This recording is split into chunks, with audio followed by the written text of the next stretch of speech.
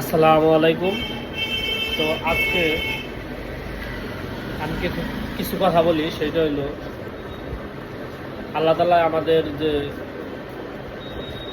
পৃথিবীতে পাঠাইছে, আমরা সবাই জানি যে আমাদের মৃত্যু হবে, কিন্তু কখন কার কোথায় মৃত্যু হবে সেটা কিন্তু আমরা জানি না।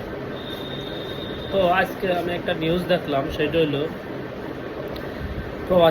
এক প্রবাসী ভাই আপনার ওমান থেকে আসছে এক প্রবাসী ভাই। তাকে আনতে তার ফ্যামিলিরা সবাই তার সাথে মানে গেছে এয়ারপোর্টে তাকে আনতে, রিসিভ করতে আর কি। তো আসার পথে ওনার স্ত্রী, ওনার মেয়ে, ওনার মা, এরকম পরিবারের 6 জন লোক মারা গেছে আর কি।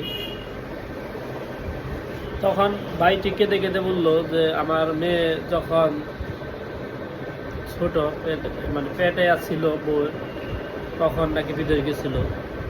তো মেয়েকে আসার পরে একবারই হয়তো বা দেখছে, শুনলাম আর কি। মানে এয়ারপোর্টে উনি বললো।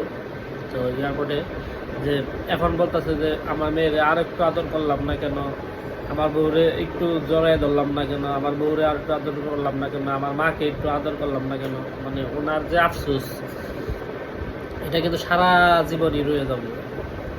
লাস্ট দেখা আর কি ওইটা এয়ারপোর্টে আসার পরে। তো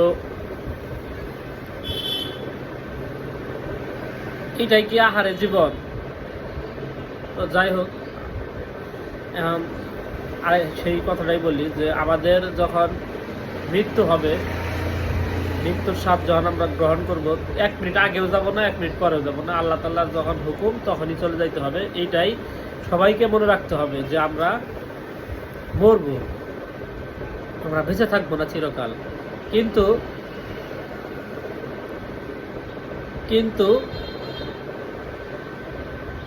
আমরা ভাবি অন্য কিছু। এখন থেকে ভাবতে হবে মৃত্যু কখন আসবে, সেইটা ভাবতে হবে। কিন্তু আমাদের সবার মনে রাখবেন। আর একটা কথা, সেটা হইলো এই যে নিউজটা হইল, সে কি ভাবছে যে আমার নিয়ে কালকে নিউজ হবে? তা আমাদেরও কালকে নিউজ হইতে পারে যে আমরা মারা গেছি। এটাই স্বাভাবিক। আমরা যে বেঁচে আছি, বেঁচে থাকবো না বা বেঁচে আছি, এটা কিন্তু মনে করেন যে অস্বাভাবিক। মরতেই হবে, এটাই স্বাভাবিক। আর যাই হোক, আমার কথা যদি ভালো লাগে তাহলে আরেকজনকে শোনার সুযোগ করে দেন, লাইক কমেন্ট শেয়ার দিয়ে। আসসালামু আলাইকুম। সবাই ভালো থাকবেন, সবার সুস্থতা কামনা করছি, দীর্ঘ হায়াত কামনা করছি।